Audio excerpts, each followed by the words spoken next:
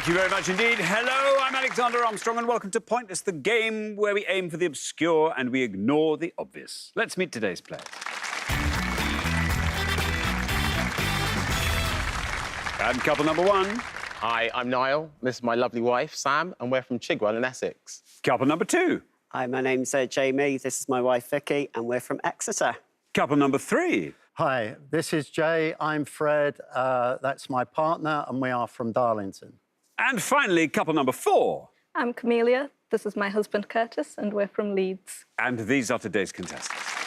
Thank you very much, all of you. A very, very warm welcome to Pointless. It's very lovely to have you all here. That just means there's one more person left for me to introduce, the most famous TA since the Territorial Army. And he looks very fetching in camouflage fatigues, I can tell you. It's my Pointless friend, Tom Allen. Thank you. Thank you very much. I think I'd be terrible in the Territorial Army.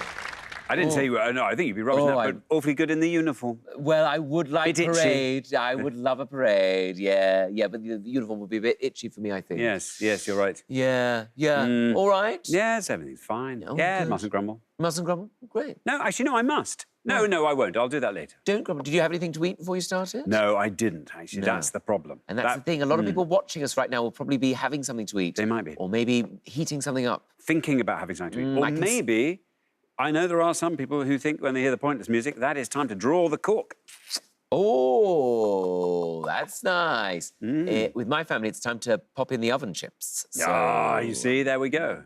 And draw the cork, maybe. And draw the cork, yes, that's what we have in our house. Wine and chips. So every night, Yeah, lovely love. Now to live, don't you? Now, Miles and Fiona got through to the final last time, and they won the jackpot. So today's jackpot starts off back at £1,000. There it is. Right, if everyone's ready, let's play Pointless.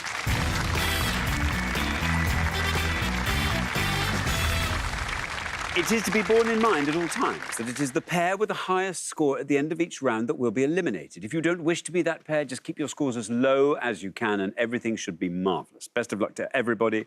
Our first category today is television locations. Can you all decide in your pairs who's going to go first, who's going to go second? And whoever's going first, please step up to the podium. And the question concerns settings of British sitcoms. Tom, this is fun. I'm excited about this round.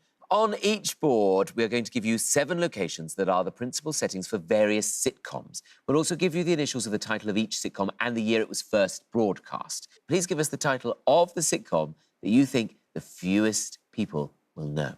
Thank you very much indeed. So here is our first board of 7 clues. Can you tell us these sitcoms? You'll know them by their locations, we hope. Maplin's Crimpton-on-Sea, HDH 1980. Button House, G 2019. HM Prison, Slade, P 1974. Café René, Nouvion, France, A 1982. Danebury Metal Detecting Club, D 2014. East Hampton Hospital, GW 2004, and Gasforth Police Station, TTBL 1995. Sam, welcome to Pointless. Great to have you here. Tell us all about yourself. You. So I am from Cheshire, but live currently in Essex with my husband, Niall, and our 1-year-old son, Otis. Oh, Otis. Hi, Otis. Hi. He'll appreciate that. Oh, good. But how lovely. So how long have you been living in Essex? We've been in Essex for 5 years. Right. Prior to that, we actually lived in the Middle East. We met in Dubai. Both worked in Dubai, met in Dubai, and then moved back to rainy Essex. Yeah. Rainy Essex. Is it rainier than Cheshire? No, It's rainier than Dubai. It's rainier than Dubai. It's not rainier than Cheshire. It's not rainier than Cheshire. No, it's not. And did you spend a lot of time out in Dubai thinking, oh, I miss the rain and the, I miss the Marmites and EastEnders and all those things Just people family. miss? Just family. OK, there we are. Now, Sam. Well, I mean, this is one of the things people typically miss is British sitcoms when they're abroad. But, yes, what are you going to go for? I am going to go for Allo Allo. You are going to go René. for Café René, Allo Allo. Should we see if that is right and how many people said it if it is? Allo Allo. Allo Allo is absolutely right. Down he goes, 44. Very good. Great start to the show. Yes, I loved Allo Allo. I loved it so great much. show. Renee. And the character of Agent Crabtree, famous for butchering French words, you might remember. Arthur Bostrom, the actor who played Crabtree, can actually speak fluent French. There we are, thank you. Very funny sitcom. Very funny sitcom. Now, Vicky, welcome back. Thank you. We didn't see enough of you last time, but for the right reason, because you took risks. We applaud risk-taking on Pointless. Tell us more about yourself, Vicky. So I'm an administrator for a charity in Exeter, and I've been there 10 years now, so I'm part of the furniture. Oh, that's nice. Can we talk about what the charity is? I think it's important. What is it? What do you do? We give advice to citizens. I don't know if I can say the name. OK, you give advice to citizens. Yes. Very nice. I see. Say no more. Now then, Vicky, what are you going to go for on our sitcom board? So I'm going to go for the HM Prison Slade and go porridge. Porridge, says Vicky. Should we see how many of our 100 said porridge? Porridge is right. Well, 44 is the only score we have at the moment. 62 is what you get for porridge. You can actually get married at HMP Slade, as the gatehouse of the prison used for filming is now a registry office. A curious choice of In venue. St Albans, you'd have to be a big Ronnie Barker fan, I think, Yeah. to go there, especially. Thank you very much indeed, Tom. Now, Jay, welcome to Pointless. Lovely Thank to have you. you here. Tell us all about yourself. I'm 66, I'm retired just recently, and I'm addicted to applying to appear on TV shows. Wow. How many of you appeared on so far? 3, you're number 4, OK. but I've been trying to get on here for at least 10 years. Phew, thank you so much for saying that. I thought, well, there we are. That's how far down the list we come. Jay, it's lovely to have you here. Thank you. Jay, what would you like to go for? There are the settings for these sitcoms. What are the sitcoms? I would like to go for the bottom one, which was really, really funny, and I think it's The Thin Blue Line. It was my first television appearance. Was it? I was a bit part in The Thin Blue Line in I don't 1995. remember you in it. Good. Well, I will watch all the reruns. No, it's fine. It's Sonny, you look a fine. little bit like James Dreyfus, actually. Yeah, I wasn't him. Oh. It was a very funny part. I literally come in as a toff, weird casting. What? Yes, in a dinner jacket. And I come up to the front desk and I say, do you know who my father is? And the person on the desk says, I don't know, have you tried asking your mum? It's a good line. Funny line. Yeah. Good bit of Ben Elton writing. Very good, Ben Elton writing. Yes. Jay, you are going to go for The Thin Blue Line. Let's see how many of our 100 people said it. The Thin Blue Line. The Thin Blue Line is right. Well, 62 is our high score and you pass it. 44 is our low score and you pass it. Down it goes to 28. Very well done indeed. Good choice. It is a really funny sitcom, and Rowan Atkinson played Inspector Fowler, who's supposed to be sort of out of touch, old, world-weary, sort of inspector in the police. Rowan Atkinson, at that point, was 39 years old. Yes. But he'd been in sitcom years. He was very old because he'd been in so many successful hours of sitcom. Yeah, because he'd done all of Blackadder by that point. Yes, And exactly. Mr. Bean. Yes. Didn't even need to do the Thin Blue Line, really. No, just did it for fun. Just did it for fun. Thank you very much indeed, Tom. Camellia. Welcome back to Pointers, by the way. It hasn't escaped my notice. It is your last show. Yes. So, yes, we have to make it very special for you. Welcome back. Tell us a little bit more about yourself. Well, I've been spending a lot of time at home with the baby. Yes. So I have to find ways to entertain her.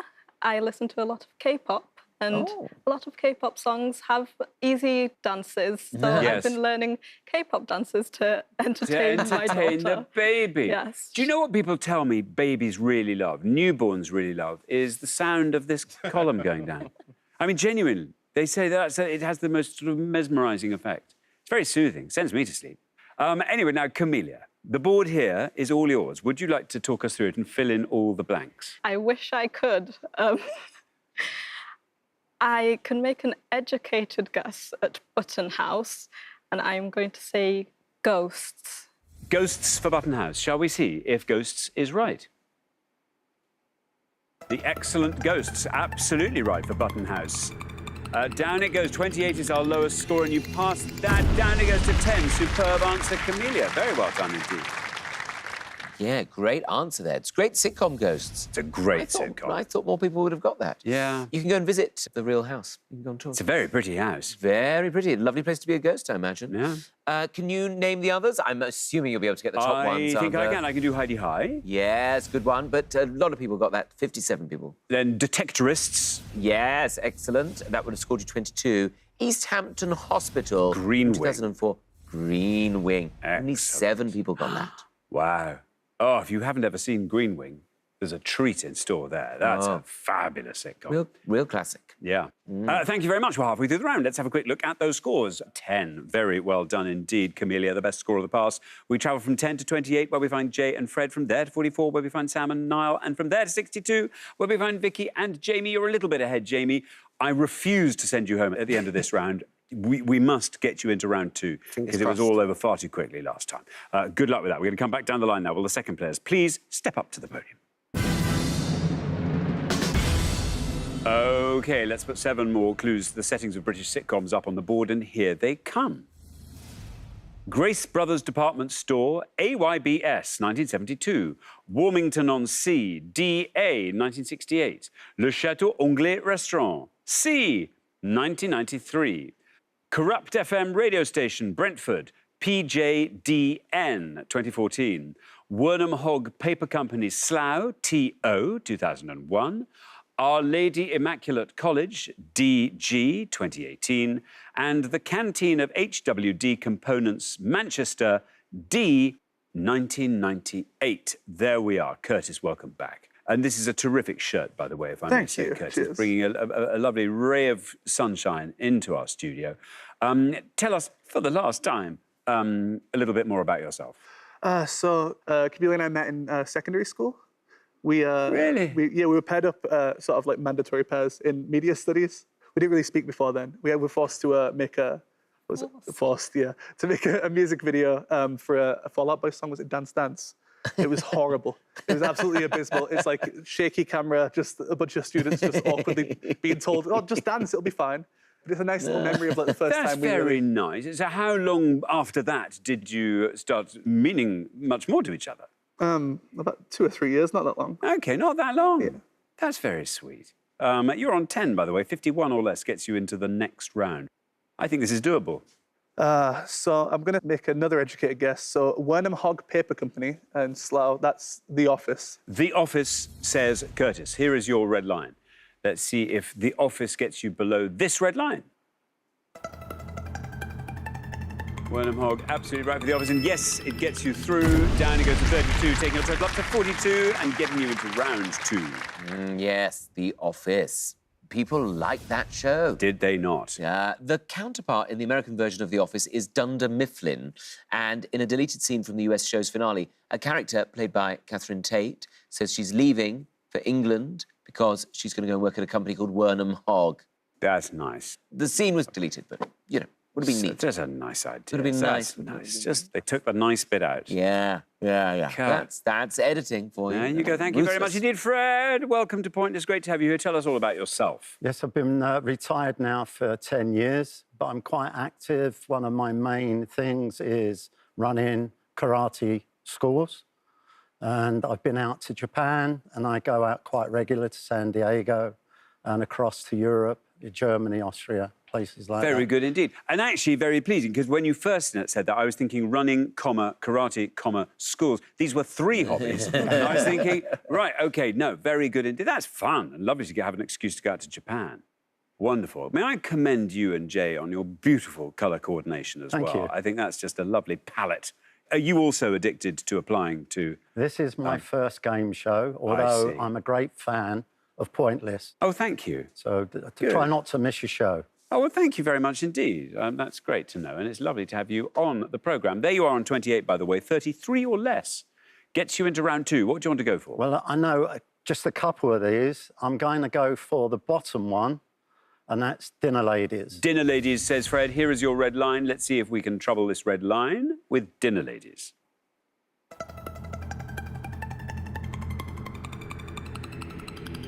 Very well done. Through you go. 25. That scores you, taking your total up to 53. Good one, yeah. Classic, of course. Victoria Wood starred in, wrote and performed the theme music for the sitcom, and even wrote the lyrics for the theme tune. The lyrics, you only hear them twice, though. You hear them on a Millennium-themed episode and on the show's finale.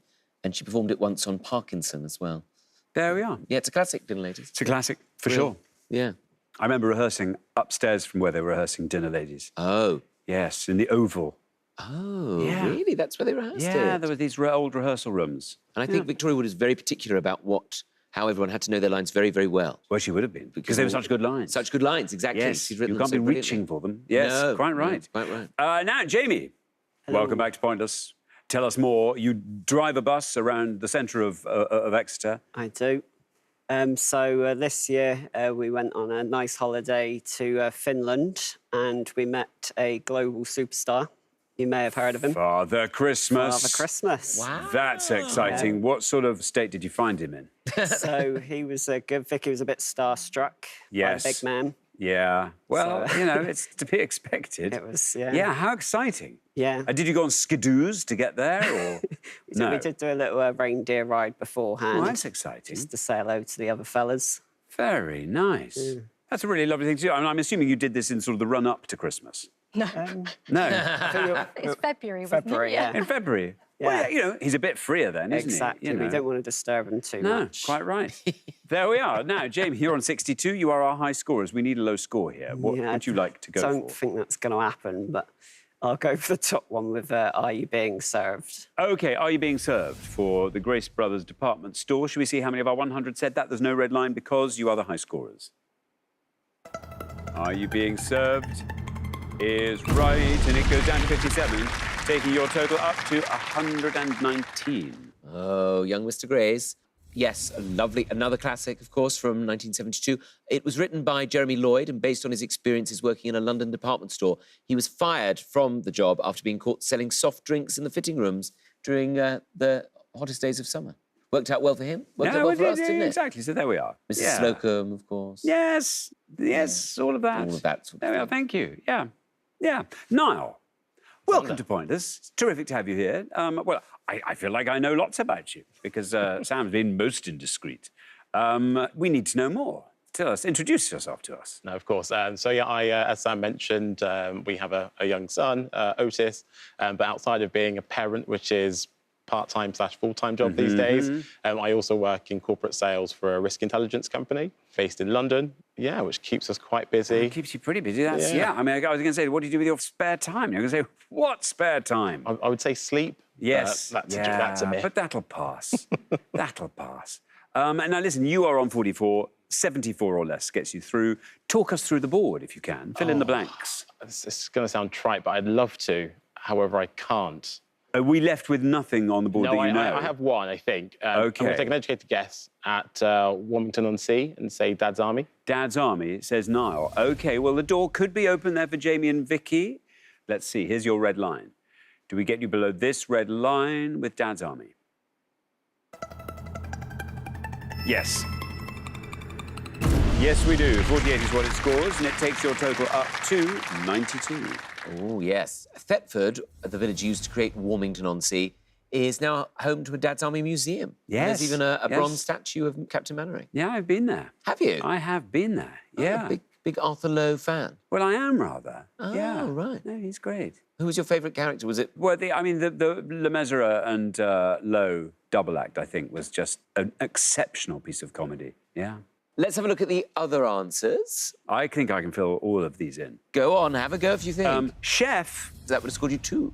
People Just Do Nothing, Very good. And that would have got 4. and Derry Girls. That was a little bit more well-known, 17. There we are.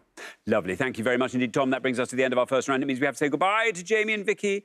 It's their second first-round exit. Yeah, we're putting in a good account of ourselves, aren't we? I tell you, third show, it's all going to kick off. Yeah. I know. I'm very much looking forward to seeing you next time. But thank you so much, Jamie and Vicky. For the remaining 3 pairs, now time for round 2.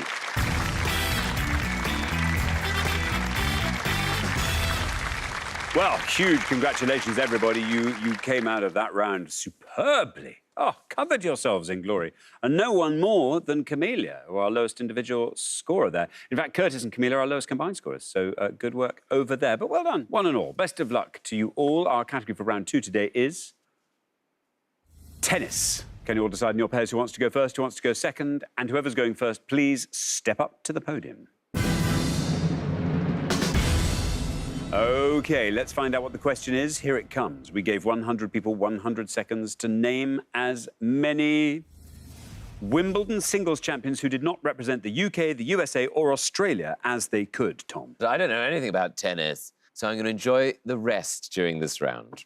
We are looking for the name of any player who has won either the Wimbledon Ladies or the Wimbledon Gentlemen's Singles Tournament since the beginning of the Open era in 1968 up to 2024, who did not represent the United Kingdom, the United States or Australia. We're taking the players' nationalities at the time of their victories, even if they changed nationality at a later point in their careers. So if someone won for France and then took US citizenship, we would treat this as a correct answer. OK. Thank you very much indeed, Tom. So, Niall, I'm going to come to you straight away, lob the ball to you. What are you going to throw back at me? Right, OK, I'm going to go for a serve and a volley. I'm going to go for Marion Bartoli. OK, so you said Marion Bartoli or Bartoli. Let's see. It's absolutely right.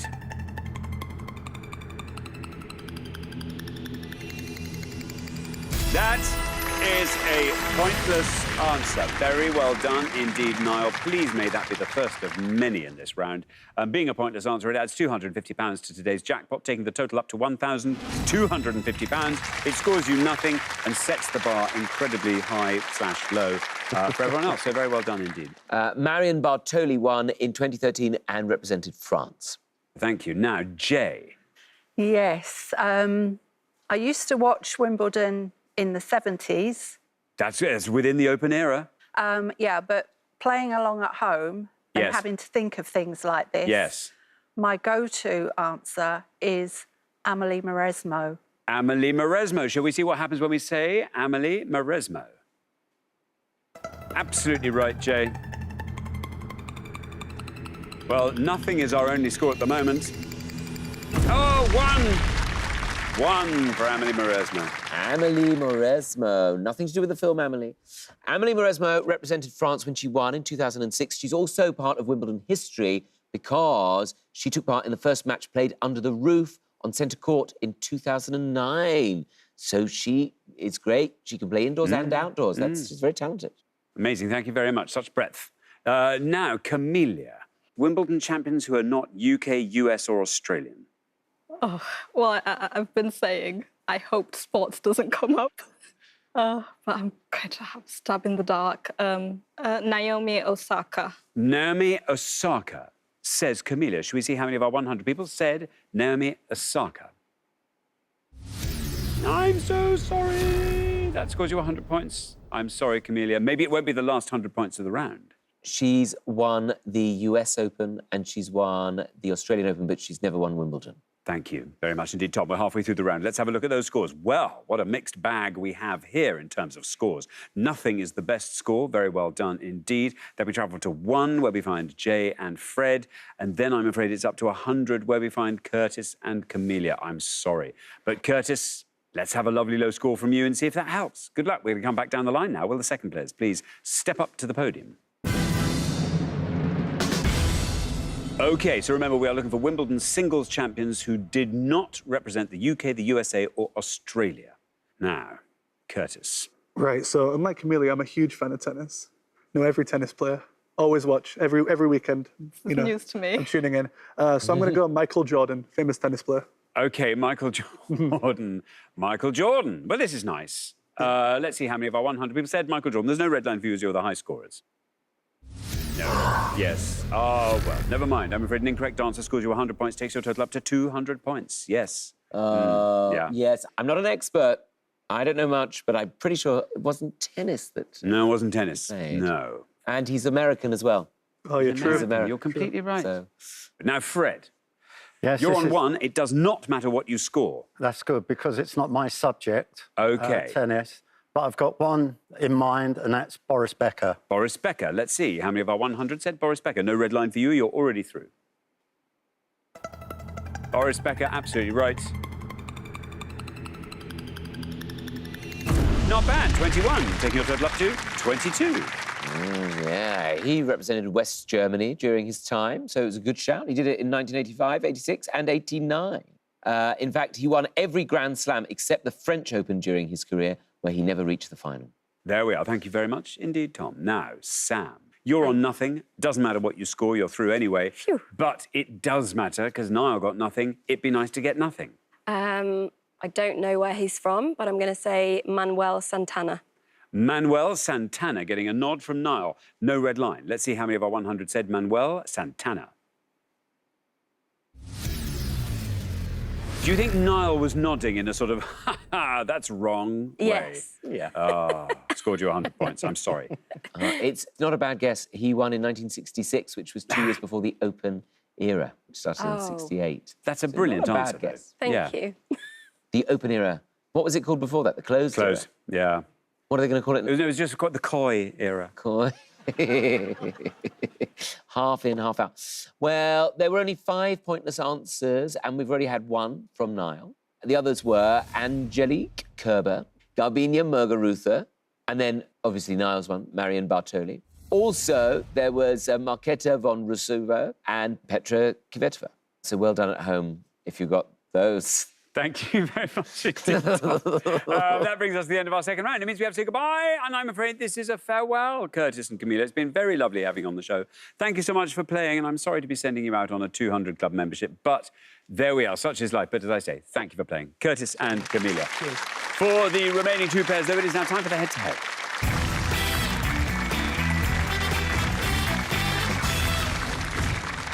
Huge congratulations, Fred and Jay, Sam and Niall. You are now 1 step closer to the final and a chance to play for that jackpot, which currently stands at £1,250. However, before we even get into the head-to-head, we have a chance to put some more money into that jackpot by finding a couple of pointless answers. So here goes. Simply for fun, we gave 100 people 100 seconds to name as many film characters played by Helena Bonham Carter as they could. Tom.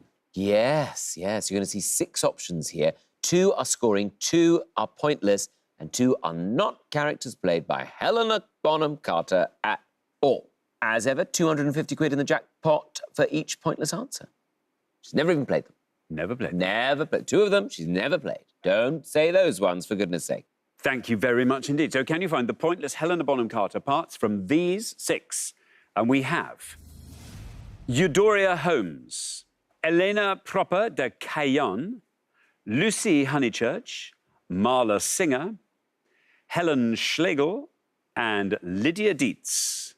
Does anybody know anything? I just the one. So Marla Singer was the character she played in Fight Club, but that's obviously a huge film, so I probably would avoid that one.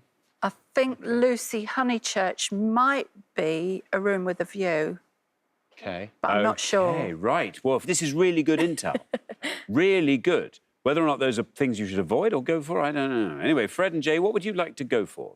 Elena Proper de Caillon. Elena Proper de Caillon. That one, yeah. Elena Proper de Caillon. Is that a pointless Helena Bonham Carter character? Oh, no! Sam and Niall, what would you like to nominate? We'll take Jay's advice and go for Lucy Honeychurch. Lucy Honeychurch. Shall we see if that is a pointless Helena Bonham Carter character? It's a Helena Bonham Carter character for sure. Oh, 2 people knew that. Oh, well. Who are those 2 people obsessed with A Room with a View? Yes, good, really good guess there, though. I was only watching it the other day. It's a good film, still holds up. Merchant Ivory. Anyway, we're not here to discuss my viewing habits. Very good guess there about Marla Singer, her Fight Club character. 2 people knew that as well, so wouldn't have made any difference.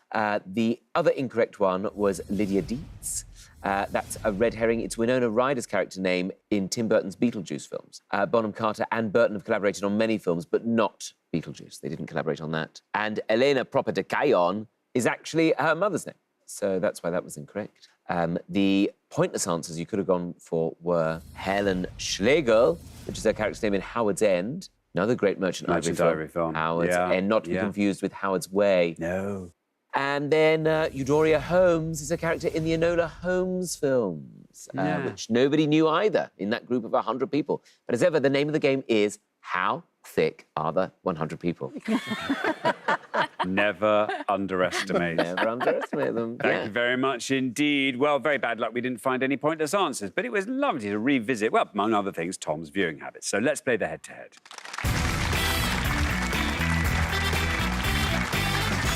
Now, the first player to win 2 questions will be playing for that jackpot, and you are now allowed to confer. So you can chat before you give your answers. Best of luck to everybody. Here is our first question, and it's all about Celtic resorts. We're going to show you 5 pictures now of holiday destinations in Celtic regions, by which we mean Ireland and Northern Ireland, the Highlands and Islands of Scotland, Wales and Brittany and France. We've added initial letters and the relevant Celtic regions as additional clues. Please give us the name of the Celtic resort that you think the fewest of our 100 knew. Thank you very much indeed. Let's reveal our 5 Celtic resorts, and here they come. We have A, I-O-S, Scotland. B,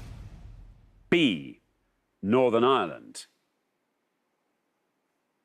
C, T, Wales. Look at that. D, C, Ireland. And E, S, M, Brittany. There we are. Now, Fred and Jay, you get to go first. No, I don't. I think we'll go for E. Yeah. We'll go for E, please. San Marlo. Sam Marlow. Sam Marlow. Say Fred and Jay. Now then, Sam and Niall, would you like to talk us through the board? We could give it a shot. We know the top one. I think that's Isle of Skye. B, Bally something. Ballygowan, I don't know. C, we're struggling with, I think, aren't we? And D is Cork. Should we go Isle of Skye? I don't think it will be theirs, but yeah, let's go. Yeah, A, Isle of Skye. Isle of Skye. So we have Sam Marlow and we have Isle of Skye. Fred and Jay went for Sam Marlow. Should we see if that's right for E? It is right. Very much Sam Marlow. And it's a great score. Down it goes to 9. Very well done indeed. Meanwhile, Sam and Niall have gone for Isle of Skye for Scotland. A. Should we see how many of our 100 said that? Well, it is right. And down it goes to 37. Very well done indeed, Fred and Jay. You win that one. After 1 question, you're up 1-0. They were both good, very lovely places. D was Cork in Ireland. Lovely place. Lovely place on the river. 48 people getting that. Interesting. 48 people, yeah. I think I know the Irish one, this Northern Ireland one. OK. I think it might be Ballycastle. Absolutely right, and that would have scored just 2, so that would have been an excellent one to get. Doesn't it look beautiful? Oh, it is beautiful. And the remaining one there... Tenby? Is Tenby in Wales, and that would have scored 29. Look at that. Stunning. Beautiful. Yes. There we are. Thank you very much indeed. Right, here comes your second question, Sam and Niall. You've got to win this one to stay in the game, so good luck. Our second question is all about words that come from Persian. Yes, of course. We're going to show you 5 definitions of English words that are believed to have come either directly or indirectly from the Persian language. We'll also give you the first letter and the number of letters in each word. Please tell us the word that you think is the most obscure. Thank you very much indeed. So here come our 5 clues to words that come from Persian. A wild fox-like member of the dog family found in Eastern Europe, Asia and Africa. J6. A large, wide glass or plastic container used for containing liquid chemicals. C6.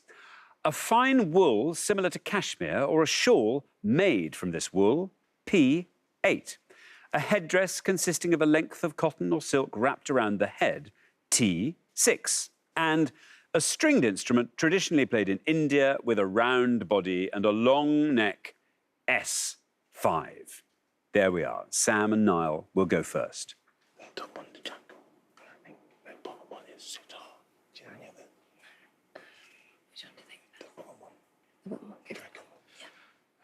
OK, we know a few, but probably not the better scorers, but we're going to go for the bottom one and say sitar. Sitar. Say Sam and Niall. Sitar. Now then, Fred and Jay, can you talk us through that board?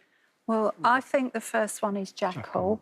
Yeah, I The can't. third one is pashmina, and the fourth one is turban. Do you know the I can't bring flask? it. I should do, but I can't bring it to mind. So I would probably go for the fine wool. Pashmina, please. OK, you're going to go for pashmina. So we have sitar and we have pashmina. Sam and Niall went for sitar. Should we see how many of our 100 said sitar? Sitar is right. 32 for sitar. Meanwhile, Fred and Jay have gone for pashmina, the fine wool similar to cashmere. Let's see how many of our 100 said pashmina. Pashmina is right. And who's... Oh, look at that. Pashmina wins it for you. 18 for Pashmina. Very well done indeed. Fred and Jay, that means after only 2 questions, you are straight through to the final 2-0. Yes, great work, everybody. You were right to say jackal. That was correct, Jay. That would have got 30.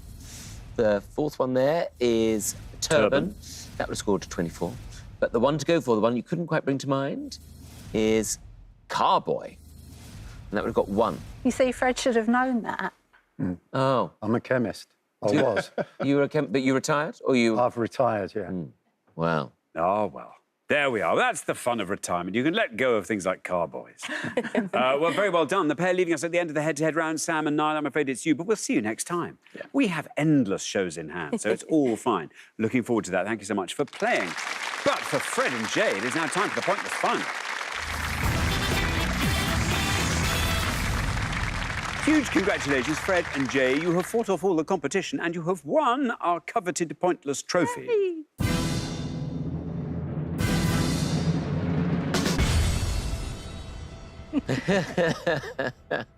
You now have a chance to win the Pointless jackpot. And at the end of today's show, the jackpot is standing at £1,250. Well, it's amazing. You've done very, very well. I'm sorry, though, because we've only had you for one show.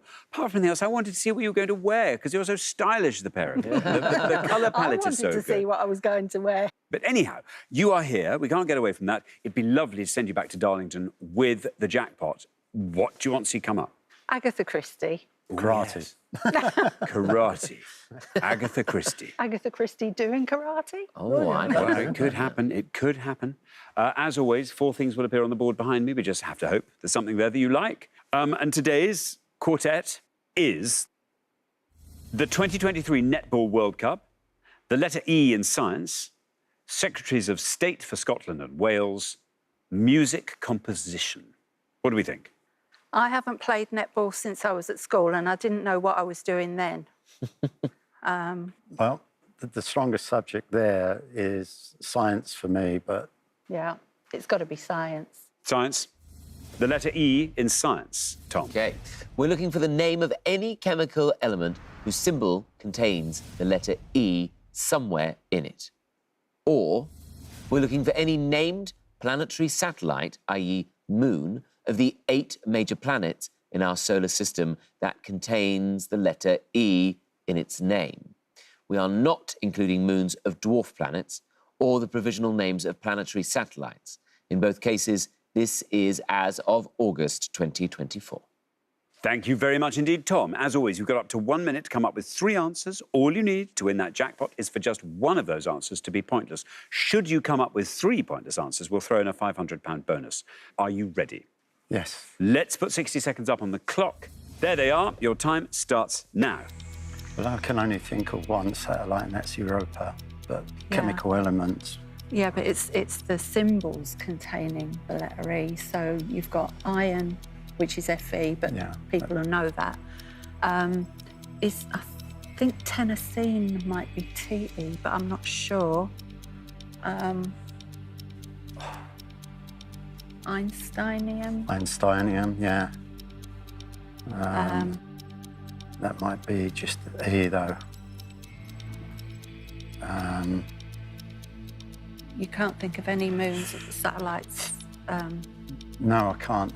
Only Europa. I can only think of Europa. Don't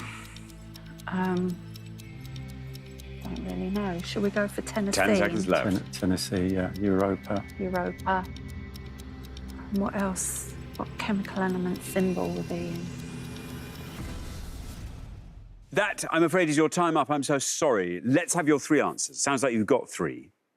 Right, so we'll try chemical element symbol for tennessine. Tennessine. And Einsteinium. Einsteinium.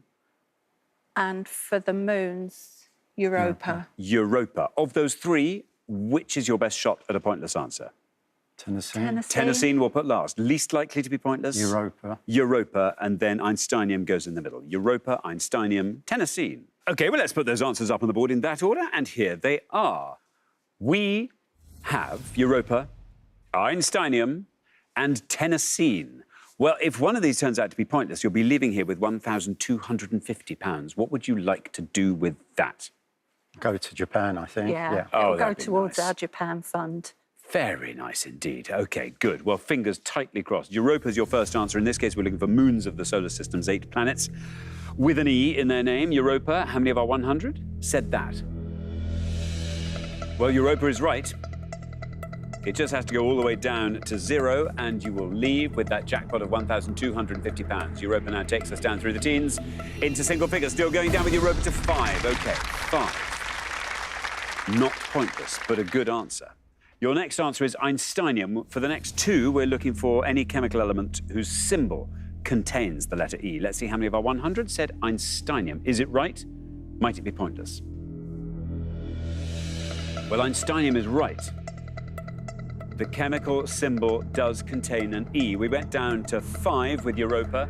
Einsteinium taking us down through the teens into single figures, still going down, passing 5, still going down. You've done it! Very well done indeed! Huge congratulations. Einsteinium has just won you £1,250. That goes straight into the Japan pot. Oh, yes. E equals 1,250. Tennessee's symbol is TS, so that was wrong. TE is the symbol for tellurium, which was pointless. But, hey, who cares? Doesn't matter. Let's have a look at some more of the pointless answers, starting with chemical elements whose symbols contain the letter E. You could have had cerium, which has the symbol CE. Einsteinium, of course, we had, with the symbol ES. Germanium, symbol GE. And xenon with the symbol XE. And there were 2 more pointless answers we haven't mentioned. Europium, symbol EU, appropriately, and rhenium, symbol RE. Moons of the solar system that contain the letter E. Pointless answers you could have had there would have been Hyperion, which is a moon of Saturn, Metis, Jupiter, Nereid of Neptune, and Oberon, that's a moon of Uranus. Matron. Again, there were lots of pointless answers. In fact, the only scoring answers here were Europa, which you said, also Ganymede, Deimos, and Enceladus. So very well done at home. If you've got any of those, you must be very smug. And I hope you treat yourself to a very nice, something like a lasagna now. Thank you very much indeed, Tom. And thanks once again to our winning players, Fred and Jay, who take away today's jackpot of £1,250. Superb. Join us next time when we'll be putting more obscure knowledge to the test on Pointless. Meanwhile, it's goodbye from Tom. They won't let me escape. That is goodbye from me. Goodbye.